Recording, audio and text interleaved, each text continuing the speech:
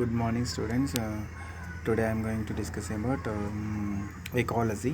So mainly, just I give an light introduction for the ecology first, so that after that I can explain ecosystem. So ఆవరణ శాస్త్రము లేదా ecology అనగా మొక్కలకు వాటి పరిసరాలకు మధ్య గల సంబంధాన్ని అధ్యయనం చేసే శాస్త్రాన్ని మొట్టమొదటిసారిగా ఆవరణ శాస్త్రం అని పిలవడం జరిగింది. ఆవరణ శాస్త్రాన్ని ఎకాలజీ అని కూడా పిలవడం జరుగుతుంది. ఆవరణ శాస్త్రాన్ని మొట్టమొదటిసారిగా కనుక్కున్న శాస్త్రవేత్త ఎవరంటే హుకెల్ అనే శాస్త్రవేత్త. సో హుకెల్ అనే శాస్త్రవేత్త మొట్టమొదటిసారిగా ఆవరణ శాస్త్రాన్ని వివరించడం జరిగింది కాబట్టి అతని ఆవరణ శాస్త్ర పితామహుడుగా వివరించడం జరుగుతుంది. So father of ecology. ఆవరణ శాస్త్రం అనే పేరు మొట్టమొదటిసారిగా కనుక్కున్నటువంటి శాస్త్రవేత్త ఎవరంటే రైటర్ అనే శాస్త్రవేత్త. అదేవిధంగా ఆవరణ శాస్త్రంలో ఉన్నటువంటి ఆవరణ వ్యవస్థ గురించి వివరించినటువంటి శాస్త్రవేత్త ఏజీ ట్రాన్స్లే అనే శాస్త్రవేత్త. దాన్ని ఈకోసిస్టమ్ అంటారు. సో ఆవరణ వ్యవస్థ కనుక్కున్నాక 1859 ఫ్రెంచ్ జంతు శాస్త్రవేత్త హిలాయిరీ సంఘంలోని జీవుల మధ్య ఉండే సంబంధాలను అధ్యయనం చేసే శాస్త్రాన్ని ఇథాలజీ అని పేర్కొనడం జరిగింది. సో ఇలా ఈకాలజీ అనే పదము మొట్టమొదటిసారిగా గ్రీకు భాష నుండి వచ్చింది. గ్రీకు భాషలో ఓకాస్ అంటే ఇల్లు అండ్ లోగస్ అంటే అధ్యయనము చేయడము. సో ఈ రెండు కలయికల్ని మనము ఎకాలజీ లేదా ఆవరణ శాస్త్రం అనేటువంటిది ఉద్భవించడం జరిగింది. ఈ పదాన్ని మొట్టమొదటిసారిగా రైటర్ అనే శాస్త్రవేత్త వివరించడం జరిగింది. సో ఇది మనకు ఏంటంటే ఆవరణ శాస్త్రంలో ఉన్నటువంటి వివిధ రకాల ఆవరణ శాస్త్రంలో ఉన్నటువంటి డెఫినేషన్, ఆవరణ శాస్త్రంలో ఉన్నటువంటి ఎవరెవరు కనుక్కున్నారో ఆవరణ శాస్త్ర పితామహుడు ఎవరు అనేటువంటి చదివినాం. Now I can explain the deep introduction about ecosystem and its types, either ఆవరణ వ్యవస్థలో ఉండేటువంటి అంశాలు. సో యూజువల్గా అయితే ఆవరణ వ్యవస్థను మనం తీసుకున్నప్పుడు సో ఆవరణ వ్యవస్థలో ఉన్నటువంటి అనుఘటకాలలో మనకి ఏం కనిపిస్తుందంటే మొట్టమొదటిసారి ఆవరణ వ్యవస్థ అనుఘటకాలను మనం తీసుకున్నప్పుడు ఆవరణ వ్యవస్థ అనుఘటకాలకు ముఖ్యంగా మనకు 2 రకాల అనుఘటకాలు ఉంటాయండి. సో దాంట్లో ఫస్ట్ మనం తీసుకుంటే నిర్జీవ అనుఘటకాలు మరియు ఏ నిర్జీవ అనుఘటకాలు, సజీవ అనుఘటకాలు. ఓకే. సో నిర్జీవ అనుఘటకాల్లోకి మనం వెళ్ళినప్పుడు మొట్టమొదటిసారిగా నిర్జీవ అనుఘటకాలు అంటే వాటికి ఎలాంటి ప్రాణం అనేటువంటిది ఉండదు. సో అంటే ఆవరణ వ్యవస్థలోని జీవం లేని పదార్థాలను నిర్జీవ అనుఘటకాలు అంటారు. ప్రతి ఆవరణ వ్యవస్థలో నిర్జీవ అనుఘటకాలు తప్పకుండా ఉంటాయి. ఈ నిర్జీవ అనుఘటకాలు 3 రకాలండి. అవి ఒకటి వాతావరణ కారకాలు, రెండోది నిరేంద్రియ కారకాలు లేదా నిరేంద్రియ పదార్థాలు, మూడోది కర్బన సంయోగ పదార్థాలు. వాతావరణ కారకాలు అంటే ముఖ్యంగా వాతావరణంలో ఉండి ఇవి జీవులపైన ఎంతో కొంత ప్రభావితం చూపించాలి. వాతావరణంలో ఉండేటువంటి కారకాలు ముఖ్యంగా మనం తీసుకుంటే కాంతి, ఉష్ణోగ్రత మరియు నీరు మరియు తేమ మొదలైనవన్నీ కూడా వాతావరణ కారకాల్లోకి రావడం జరుగుతుందండి. నెక్స్ట్ నిరేంద్రియ పదార్థాలు. నిరేంద్రియ పదార్థాలంటే మనకు యూజువల్గా అయితే నిరేంద్రియ పదార్థాలకు ద బెస్ట్ ఎగ్జాంపుల్ ఫర్ నిరేంద్రియ ఇనార్గానిక్ అని అంటున్నాం మనము. ఏంటంటే nitrogen, hydrogen, oxygen, phosphorus, calcium, sulphur మొదలైన మూలకాలన్నీ నిరేంద్రియానికి ద బెస్ట్ ఎగ్జాంపుల్. నెక్స్ట్ తర్వాత నిర్జీవ అనుఘటకాలు మూడవది కర్బన సంయోగ పదార్థాలు. ఈ కర్బన సంయోగ పదార్థాల్లో మనకి ఏంటంటే యూజువల్గా అయితే కర్బన సంయోగ పదార్థాలు అంటే దాంట్లో కంపల్సరీగా carbon and nitrogen and oxygen 3 ఉండాలి. C6H12O6 అంటే కార్బోహైడ్రేట్స్, ప్రోటీన్స్ అండ్ విటమిన్స్, కేంద్రక ఆమ్లాలు, హ్యూమిక్ యాసిడ్స్ హ్యూమిక్ ఆమ్లాలు, కొవ్వులు అవన్నీ కూడా కర్బన సంయోగ పదార్థాల్లోకి రావడం జరుగుతుంది. సో వీటన్నికి ఎలాంటి జీవం ఉండదు, కానీ ఇవి ఆవరణ వ్యవస్థలో తప్పకుండా ఉంటుంది. అంటే ఈ విధంగా ఆవరణ వ్యవస్థలో జీవం లేకుండా ఉండేటువంటి వాటిని నిర్జీవ అనుఘటకాలుగా వివరించడం జరిగింది. నెక్స్ట్ జీవ అనుఘటకాలు. ఆవరణ వ్యవస్థలో వివిధ రకాల జీవరాశులు ఉంటాయండి. వీటిని జీవ అనుఘటకాలు అంటాం. వీటికి కంపల్సరిగా ప్రాణం ఉంటుంది. ఇవి ప్రధానంగా మనకు ముఖ్యంగా రెండు రకాలు. ఒకటి ఏంటంటే ఉత్పత్తిదారులు, రెండవది వినియోగదారులు. ఓకే, ఉత్పత్తిదారులకు మరొక పేరు ఏంటంటే స్వయం పోషితాలు అంటున్నాం. వినియోగదారులకు ఏమంటారు అంటే పరపోషితాలు అనడం జరుగుతుంది. ఓకే, సో ఈ జీవ అనుఘటకాలలో మనం ఫస్ట్ తీసుకోవాల్సినటువంటివి ఏంటంటే ఉత్పత్తిదారులు. మనకు ఆవరణ వ్యవస్థలో ముఖ్యంగా ఉత్పత్తిదారులు అంటే పేర్లోనే ఉంది, ఉత్పత్తిదారులు. These are the producers which production of the food material from the photosynthetic reaction. లేదా ఈ ఉత్పత్తిదారులు అనేటువంటివి ఉత్పత్తి చేస్తుంది. ఏం ఉత్పత్తి చేస్తుంది అంటే ఆహారాన్ని ఉత్పత్తి చేయడం జరుగుతుంది. ఎలాంటి ఆహారం అంటే యూజువల్గా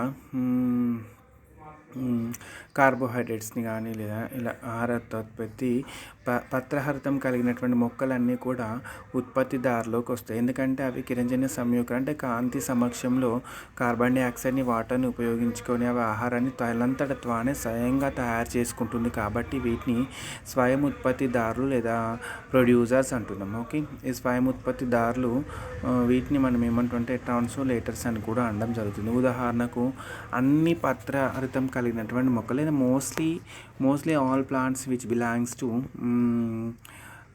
ప్రొడ్యూసర్స్. ఓకే, నెక్స్ట్ రెండవది యూజువల్గా అయితే ఉత్పత్తిదారులు మళ్ళీ మనకు రెండు రకాలు ఉందండి. ఒకటి సూక్ష్మ ఉత్పత్తిదారులు అండ్ స్థూల ఉత్పత్తిదారులు. సూక్ష్మ ఉత్పత్తిదారులు అంటే చాలా తక్కువ మొత్తంలో ఉపయోగపడాలి. స్థూల ఉత్పత్తిదారులు అంటే చాలా ఎక్కువ మొత్తంలో ఉంటుంది. స్థూల ఉత్పత్తిదారులు అంటే అన్ని ఆవృత బీజ మొక్కలు అన్ని మొక్కలు వస్తుంది. సూక్ష్మ అంటే చాలా తక్కువ మొత్తంలో ఉపయోగపడుతుంది. ఓకే, సో ఎక్సెప్ట్ ఫంగై ఒక శిలీంధ్రాలు తప్ప దీంట్లో అన్నీ కూడా ఏమంటారు శిలీంధ్రాలు అనేటువంటి పరపోషిత జీవులు. ఇవి ఎలాంటి పరిస్థితుల్లో ఆహారాన్ని తయారు చేసుకో కాబట్టి ఇవి ఒక్కటి తప్ప మిగతా అన్నీ కూడా మనకు ఉపయోగపడతాయి. అది ఉత్పత్తిదారుల కిందికి రావడం జరుగుతుంది. నెక్స్ట్ వినియోగదారులు అండి. ఓకే, సో వినియోగదారులు అంటే ఆహార పదార్థాలను స్వయంగా అవి తయారు చేసుకోవు. వినియోగదారులు పేర్లోనే ఉంది, అవి ఏంటి తయారు చేయబడినటువంటి ఆహారాన్ని వినియోగించుకుంటాయి. దాన్ని మనం ఏమంటుంటే వినియోగదారులు అనడం జరుగుతుంది. ఓకే, సో మనము వినియోగదారులు ఆహారాన్ని ఆల్రెడీ తయారు చేసినటువంటి ఉత్పత్తిదారుల నుంచి వినియోగించుకుంటే కాబట్టి వాటిని వినియోగదారులు అనడం జరిగింది. ఓకే, వినియోగదారులు మళ్ళీ రెండు రకాలండి. ఒకటి స్థూల వినియోగదారులు, ఒకటి సూక్ష్మ వినియోగదారులు. స్థూల వినియోగదారులు మనం ఫస్ట్ వెళ్తున్నాం. ఓకే, స్థూల వినియోగదారులు అనగా ముఖ్యంగా ఆహార పదార్థాలను మింగి జీర్ణించుకునే వినియోగదారులను స్థూల వినియోగదారులు అంటారు. స్థూల వినియోగదారులు వాటి ఆహార ప్రవృత్తిని లేదా అవి తీసుకునే ఆహార పద్ధతిని బట్టి ముఖ్యంగా అవి మూడు రకాలు. ఒకటి మనకు ప్రాథమిక వినియోగదారులు, ద్వితీయ వినియోగదారులు అండ్ తృతీయ వినియోగదారులు. ఓకే, ప్రాథమిక వినియోగదారులు అంటే ఏంటి అంటే ప్రాథమికంగా ఉత్పత్తిదారుల నుంచి ప్రత్యేకంగా ఆహారాన్ని తీసుకునేటువంటి ప్రాథమిక వినియోగదారులు అంటే ఉత్పత్తిదారుల నుండి డైరెక్ట్గా ఆహారాన్ని వినియోగించుకోవాలి. వాటిని ప్రాథమిక వినియోగదారులు అంటారు. ఇవి మొక్కల వేళ్ళు, కాండాలు, పత్రాలు, పుష్పాలు, ఫలాలు మొదలైనవి తింటాయి. ఇవి శాకాహారులు కనుక వీటిని హెర్బీవోరస్ అంటే మొత్తం కూడా శాకాహార జీవులు. ఇవి కేవలం ఆహారంలో మొక్కల నుంచి గ్రహిస్తుంది. మొక్కల్లో ఉన్నటువంటి వివిధ భాగాలైనటువంటి శాఖీయ భాగాలైనటువంటి వెజిటేటివ్ అండ్ ఫ్లోరల్ క్యారెక్టర్స్ మాత్రమే తినడం జరుగుతుంది. వీటిని హెర్బీవోరస్ శాకాహార జీవులు అంటాం. ఎగ్జాంపుల్ చిన్న చిన్న చేపలు, జింక, కుందేలు, ఆవులు, గుర్రాలు, ఏనుగు మొదలైనవన్నీ కూడా శాకాహారాన్ని అంటే పత్రాలను మొక్కల యొక్క ఆకులను తీసుకొని జీవించడం జరుగుతుంది. ఓకే, నెక్స్ట్ ద్వితీయ వినియోగదారులు. ద్వితీయ వినియోగదారులు అంటే ప్రాథమిక వినియోగదారులపైన ప్రత్యక్షంగా కానీ పరోక్షంగా కానీ ఉత్పత్తిదారులపైన ఆధారపడి జీవించే వినియోగదారులని ద్వితీయ వినియోగదారులు అంటాం. ఈ ద్వితీయ వినియోగదారులు వృక్ష భాగాలపైన ప్రాథమిక వినియోగదారులపైన ఆధారపడి జీవిస్తాయి. వీటిని మనం ఏమంటామంటే ద్వితీయ వినియోగదారులను సర్వభక్షక జీవులు అనడం కూడా జరుగుతుంది. సర్వభక్షక అంటే మాంసాహారం తింటే శాకాహారం రెండు తినడం జరుగుతుంది. ఇలాంటి వాటిని మనం ఏమంటుంటే కార్నివోరస్ అంటున్నాం. ఫర్ ఎగ్జాంపుల్ పెద్ద చేపలు, కుక్క, నక్క, పిల్లి, మానవుడు మొదలు మనం కూడా కార్నివోరస్కి వస్తాం. ఎందుకంటే మనం శాకాహారం మాంసాహారం రెండింటిని అంటే యూజువల్గా ప్లాంట్స్ని తింటున్నాము ప్లస్ వీటిని కూడా తినడం జరుగుతుంది. ఓకే, నెక్స్ట్ తృతీయ వినియోగదారులు. ప్రథమ వినియోగదారులు తృతీయ వినియోగదారులను ఆహారంగా స్వీకరించే వినియోగదారులని తృతీయ వినియోగదారులు అంటున్నాం, లేదా వీటిని ఉన్నత శ్రేణి వినియోగదారులు అంటున్నాం. ఉదాహరణకు పెద్ద పెద్ద జంతువులు అవి ఏంటి అంటే మనకు సింహము, పులి, పెద్ద పులి, చిరుత పులి ఇలాంటివన్నీ కూడా రావడం జరుగుతుంది. ఓకే, నెక్స్ట్ ప్రథమ సూక్ష్మ వినియోగదారులు. మనం యూజువల్గా అయితే ఇంతకుముందు చూసుకున్నప్పుడు మనకు జీవ అనుఘటకాల్లో కలిసి ఉత్పత్తిదారుల తర్వాత వినియోగదారులు చదివాను. వినియోగదారుల తర్వాత మళ్ళీ మనకి ఏమొచ్చిందంటే సూక్ష్మ. ఇప్పుడు మనం యూజువల్గా అయితే స్థూల చదివాము, సూక్ష్మ చదివాము. సూక్ష్మ వినియోగదారులు అంటే ఇవి చాలా సూక్ష్మంగా ఉంటాయి. శరీర నిర్మాణము చాలా చిన్నగా ఉన్న వినియోగదారులను సూక్ష్మ వినియోగదారులు అంటారు. సాధారణంగా వీటిని విచ్ఛిన్నకారులు అంటారు. యాక్చువల్గా అయితే ఇవి మృతి చెందిన తర్వాత వృక్ష కళేబరాలపైన పెరుగుతూ వాటిలో ఉన్నటువంటి సంక్లిష్ట పదార్థాలను సరళ పదార్థాలుగా మార్చేటువంటి జీవులు. వాటిని మనం ఏమంటున్నాం అంటే పూతికాహార జీవులు లేదా సాప్రోఫైటిక్ ప్లాంట్స్ ఉంటాయి, which are growing in the dead and decay plants and animals. The compound products is directly converted into simple products due to the presence of the microorganisms. The best example for all bacteria like fungi. Okay, అంటే శిలీంధ్రాలు లేదా బ్యాక్టీరియాలు ఇవన్నీ కూడా వస్తుంది. Okay, ఇది సూక్ష్మ వినియోగాలు. ఇదండి ఆవరణ వ్యవస్థలో ఉన్నటువంటి అనుఘటకాలు, ఆవరణ వ్యవస్థలో ఉన్నటువంటి ఆవరణ వ్యవస్థ అంటే రకాలు. దీన్ని మనం ఏమంటున్నాం జనరల్గా అయితే ఈకో సిస్టమ్ అంటున్నాం. Okay, so ecosystem and ecosystem types. So first of all, ecosystem which is proposed by A.G.C. Transley and a scientist, and ecosystem which is classified into mainly two different type of components, that is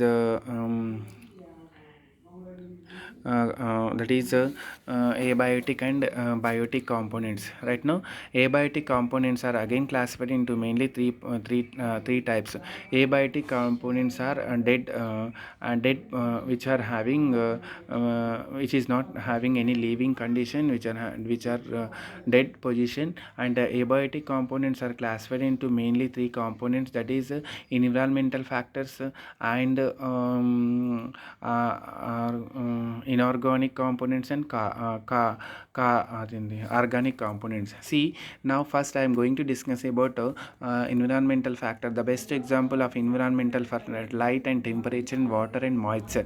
These are all which present in the environmental which are influenced on the animals and human beings. Now, and inorganic components are mainly nitrogen, hydrogen and oxygen, and phosphorus, calcium, sulfur, hydrogen, helium. These are all belongs to inorganic components. And carbonic components are belongs to which contain the main carbonic elements like carbon, hydrogen and oxygen. See, the best example for organic, that is glucose, carbohydrates, C6H12O6. Carbohydrates, whatever proteins and vitamins and nucleic acids and humic acid, whatever fats, these are all belongs to the third abiotic component, that is organic. Okay, next, the second one, that is nothing but biotic components. The biotic components which are having in the living condition, these are classified into mainly two types, that is producers and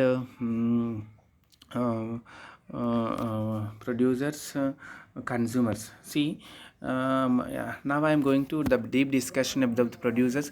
the producers. These are the greenery plants that which is participating in the photosynthesis process, which are preparation of the food material by the using of sunlight, even sunlight in the presence of chlorophylls, which is form food material. I mean, these are self food preparation of the plants by the using of by the action of the photosynthesis. See, these are the autotrophic plants. See, the best example for produces all the plants, mainly dicotyledon and gymnosperms. See, except fungi, all plants which present in the producers. Some microorgans like virus and bacteria is also not present in the producers. Like second one, consumers. See, consumers which is depending on the producers. These consumers are classified into mainly two, that is micro consumers and macro consumers. Now I am going to discuss about the deep discussion of the macro consumers.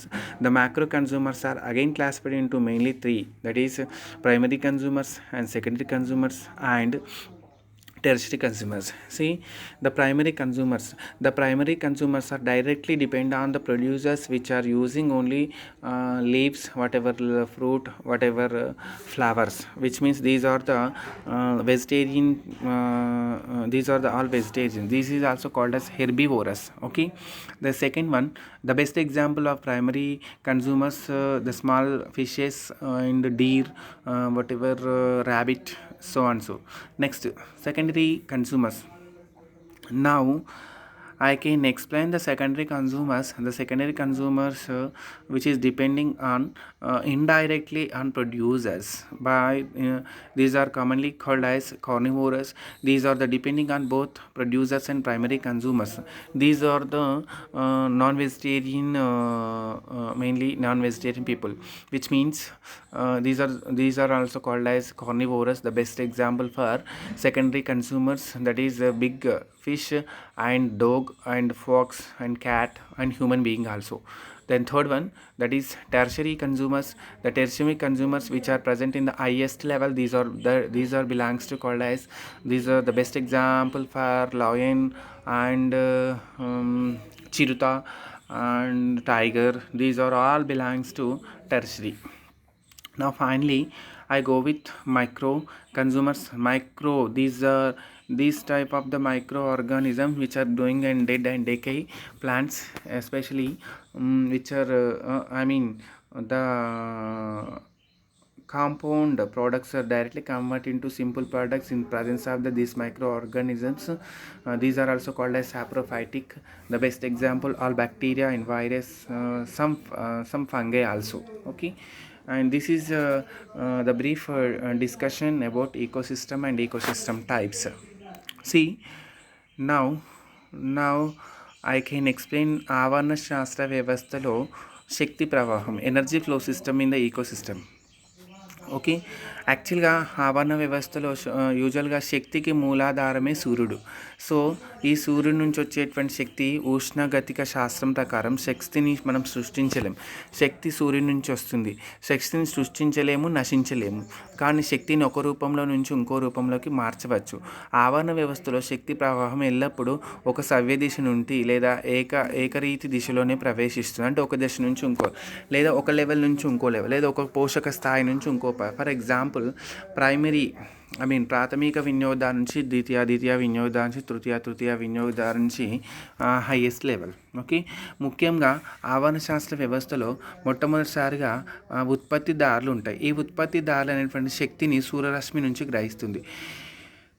ఈ విధంగా సూర్యరశ్మి నుంచి శక్తిని గ్రహించి, ఈ సూర్యరశ్మి నుంచి గ్రహించినటువంటి శక్తిని ఉత్పత్తిదారులు వినియోగించుకొని కిరణజన్య సంయోక్రియలో వాడుకొని అవి ఆహారాన్ని తయారు చేసుకుంటుంది. ఈ ఆహారాన్ని తయారు చేసుకునేటువంటి శక్తి కేవలం గ్రహించినటువంటి శక్తిలో 2% మాత్రమే ఉంటుంది. ఓకే, ఈ విధంగా గ్రహించినటువంటి శక్తి ఉత్పత్తిదారుల ద్వారా తయారైనటువంటి కార్బోహైడ్రేట్స్లో నిల్వ ఉంటుంది. ఈ కార్బోహైడ్రేట్స్ని ప్రాథమిక వినియోగదారులు ఉపయోగించుకుంటుంది. ఈ ప్రాథమిక వినియోగదారులలో శక్తి అనేటువంటిది ఉత్పత్తిదారుల నుంచి ప్రాథమిక వినియోగదారులోకి ప్రవేశించినప్పుడు కొంత శక్తి రావడం జరుగుతుంది. ఈ విధంగా శక్తి వచ్చినప్పుడు కొంత శక్తి బయటికి రిలీజ్ అవుతుంది. ఫర్ ఎగ్జాంపుల్, ఉత్పత్తిదారులు ఒక 1000 క్యాలరీల శక్తిని గ్రహించినప్పుడు ఆ ప్రాథమిక వినియోగదారులు 1000లో 500 శక్తిని గ్రహిస్తుంది. మిగతా 500 శక్తి రూపంలో బయటికి వెళ్ళిపోతుంది. నెక్స్ట్, ప్రాథమిక వినియోగదారులు వినియోగించిన 500 క్యాలరీల శక్తిని ద్వితీయ వినియోగదారులు 300 శక్తిని గ్రహిస్తుంది, 200 శక్తి బయటికి వెళ్ళిపోతుంది. అండ్ తృతీయ వినియోగదారులు 200 శక్తి అంటే ద్వితీయ వినియోగదారుల దగ్గర ఉన్న 200 శక్తిలో ఓన్లీ 100, అంటే శక్తి అనేటువంటిది ఒకే దగ్గర కాన్స్టెంట్గా ఉండకుండా సూర్యుని నుంచి గ్రహించినటువంటి ఉత్పత్తిదారుల నుంచి ప్రాథమిక నుంచి ద్వితీయ నుంచి తృతీయలోకి ఈ విధంగా శక్తి ప్రవేశిస్తుంది. ఈ విధంగా శక్తి ప్రవేశించే టైంలో కొంత శక్తి కూడా అనేటువంటిది నాశనం కాబడుతుంది. అంటే మనం గ్రహించినటువంటి శక్తి మొత్తం కూడా అబ్జర్వ్ చేయకుండా కొంత శక్తి, అంటే శక్తి ఒక లెవెల్ నుంచి ఇంకో, అంటే దాన్ని ఏమంటారు తెలుగులో, ఒక పోషక స్థాయి నుంచి ఇంకో పోషక స్థాయిలోకి, అంటే ఒక లెవెల్ నుంచి ఒక లెవెల్, ఉత్పత్తిదారులు ప్రొడ్యూసర్స్ నుంచి the primary consumers which is absorbed from producers, then secondary consumers which is absorbed from the primary, then tertiary which is absorbed from the secondary. So ఈ విధంగా ఒక లెవెల్ నుంచి ఇంకో లెవెల్కి ప్రవేశించడం, అంటే శక్తి అనేటువంటిది ఆవరణ వ్యవస్థలో ఒక శక్తి ప్రవాహం రూపంలో గ్రహిస్తుంది. అంటే మనకు ఆవరణ వ్యవస్థలో ఉన్నటువంటి అణుఘటకాలు ఇలా ఉండడం వల్ల అణుఘటకాల నుంచి శక్తి లేదా ఆహారము ఒక లెవెల్ నుంచి ఇంకో లెవెల్కి ప్రవేశించడం జరుగుతుంది. ఈ విధంగా ఆవరణ వ్యవస్థలో మొట్టమొదటిసారి కనుక్కున్న శాస్త్రవేత్తలు, ఆవరణ వ్యవస్థ అనేటువంటి పేరు ఎలా వచ్చింది, ఏ శాస్త్రవేత్త కనుక్కున్నారో, ఆవరణ వ్యవస్థలో ఉన్నటువంటి ముఖ్యమైనటువంటి అణుఘటకాలు, అది కూడా జీవాణుఘటకాలు, నిర్జీవ అణుఘటకాలు మళ్ళీ 3 రకాలు, వాటి యొక్క ఎగ్జాంపుల్స్ చెప్పిన, మళ్ళీ అది జీవాణుఘటకాలు మళ్ళీ మనకు ఉత్పత్తిదారులు మరియు వినియోగదారులు మళ్ళీ ఉత్పత్తిదారులు కూడా సూక్ష్మ అండ్ స్థూల ఉత్పత్తిదారులు కూడా ఉంటుంది. అండ్ స్థూల వినియోగదారులు మళ్ళీ 3 రకాలు, 2 రకాలు స్థూల వినియోగదారులు మళ్ళీ సూక్ష్మ వినియోగదారులని, స్థూల వినియోగదారులు మళ్ళీ 3 రకాలు, ప్రాథమిక అండ్ ద్వితీయ అండ్ తృతీయ వినియోగదారులు అండ్ సూక్ష్మ వినియోగదారులు. నెక్స్ట్, ఈ విధంగా మనకు ఏంటంటే ఆవరణ వ్యవస్థలో ఉన్నటువంటి లెవెల్స్, ఒక స్థాయి నుంచి ఇంకో స్థాయికి ఆహారం ఏ విధంగా గ్రహించబడుతుంది, అలా గ్రహించబడే టైంలో శక్తి కూడా గ్రహించబడడం జరుగుతుంది. ఒక శక్తి లెవెల్ నుంచి ఇంకో శక్తి లెవెల్కి శక్తి అనేటువంటిది డీజనరేట్, ఏమంటారు మీరు, శక్తి అనేటువంటి కరిగిపోవడం జరుగుతుంది అని మనకు ఆవరణ వ్యవస్థ ఈకోసిస్టంలో మనకు తెలుస్తుంది. ఓకే, అండ్ నెక్స్ట్ మనకు ఇది 4 మార్క్స్ క్వశ్చన్, ఆవరణ వ్యవస్థలో శక్తి ప్రవాహం గురించి. ఓకే, దీంట్లో ఎక్కువగా అడిగేటువంటి ఎంఎస్సి క్వశ్చన్స్, ఆవరణ వ్యవస్థను మొట్టమొదటిసారిగా ఎవరు కనుక్కున్నారు అని అడుగుతాడు, ఏజీసీ ట్రాన్స్లేన శాస్త్రవేత్త. అదేవిధంగా ఏ సంవత్సరంలో అని కూడా అడుగుతున్నారు, 1935వ సంవత్సరంలో. ఓకే, నెక్స్ట్, ఆవరణ వ్యవస్థలో ఉన్నటువంటి మొట్టమొదటిసారి ఎవరు కనుక్కున్నారు ఆవరణ వ్యవస్థ గురించి, హుకెల్ అనే శాస్త్రవేత్త కనుక్కున్నారు. అందుకే he's a father of ecosystem, that is also very important. And next మనకి ఏముందంటే, ఆవరణ వ్యవస్థ ఏ భాషలో ఉంది అది కూడా అడుగుతారు, అది గ్రీకు భాష నుంచి రావడం జరిగింది. ఓకే, నెక్స్ట్, ఆవరణ వ్యవస్థ అని పేరు ఎవరు పెట్టిండ్రు, ఏ శాస్త్రవేత్త పేరు పెట్టారు, రైటర్ అనే శాస్త్రవేత్త పేరు పెట్టిండు. ఓకే, నెక్స్ట్, ఆవరణ శాస్త్రం అనేటువంటిది, ఆవరణ శాస్త్రం యొక్క మీనింగ్ ఓయికస్ అంటే ఈకో మీన్స్ ఇల్లు, లాగస్ అంటే చదవడం, అంటే ఒక